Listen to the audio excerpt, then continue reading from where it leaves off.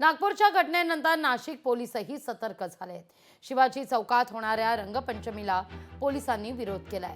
जाती जातीत तेढ निर्माण होऊ नये म्हणून सूचना आहेत। पोलिसांच्या सूचनेनंतर स्थानिक रंगपंचमी साजरी करण्यावर ठाम आहेत। या सगळ्याचा आढावा घेतला आपले प्रतिनिधी महेश महाले यांनी।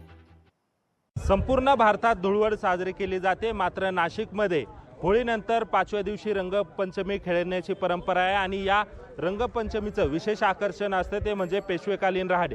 या राहाडी ज्या आहे आता त्या खुल्या करण्यात आलेल्या आहेत। या ठिकाणी जर बघितलं तर विधिवत पूजा करण्यात आलेली आहे, मात्र नाशिकमधील शिवाजी चौकामध्ये असलेल्या या राहाडीला पोलीस प्रशासनाने मात्र विरोध केलेला आहे। संमिश्र वस्ती असल्याने येथे रंगपंचमीचा उत्साह साजरा करू नये असं पोलिसांतर्फे सांगण्यात आलेलं आहे। या सगळ्या पार्श्वभूमीवर जर बघितलं तर मात्र मंडळाच्या कार्यकर्त्यांकडनं आहे ते राहाड उत्सव खेळण्यावर भर दिला जातोय। कुठल्याही परिस्थितीत आम्ही रंगपंचमी खेळणार असं जे आहे ते मंडळाच्या कार्यकर्त्यांकडनं सांगण्यात जातंय।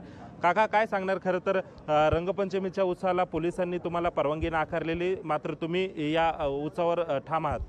परवानगी नाकारली म्हणजे त्यांनी आम्हाला परवानगी देऊन सुद्धा नाकारलेली आहे का बाबा त्यांना काय अडचण आली की बाबा काल काहीतरी ते नागपूरला काही घटना घडल्या, त्याच्यामुळं त्यांना असं वाटलं की बाबा हा बी जरा सेन्सिटिव्ह भाग आहे बाबा, इथं हिंदू मुस्लिम एकत्र राहतात वगैरे, ते त्यांना असं वाटलं असेल।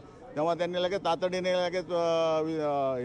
निर्णय घेतला की बाबा ही परमिशन रद्द करून हे थांबवायला पाहिजे। असं हे धार्मिक काम आहे, तर कुठलंही राजकारण या सणामध्ये येणार नाही। इथं सर्व समाज मिळून हा उत्सव साजरा करण्यात येईल। आता आम्ही पोलीस आयुक्त यांची भेट घेऊन सर्वच समाजाच्या वतीने त्यांना विनंती करणार आहे, तर हा सण केवळ हिंदू धर्माचा नसून सर्व समाजाचा ह्या चौकामध्ये सण साजरा केला जातो। प्रशासनाला एवढीच विनंती असेल की आपण या गोष्टीचा नीट व्यवस्थित पाठपुरावा घ्यावा, माहिती घ्यावी आणि आमची विनंती असेल की आपण या धर्मसंस्कृतीला पाठबळ द्यावं आणि आमचा हा उत्सव आम्हाला व्यवस्थितपणे साजरा करून द्यावा। एकूणच आता पोलीस प्रशासन त्यांना परवानगी देतं का नाकारतं हे पाहणं महत्त्वाचं ठरणार आहे। महेश महाले, लोकशाही मराठी, नाशिक।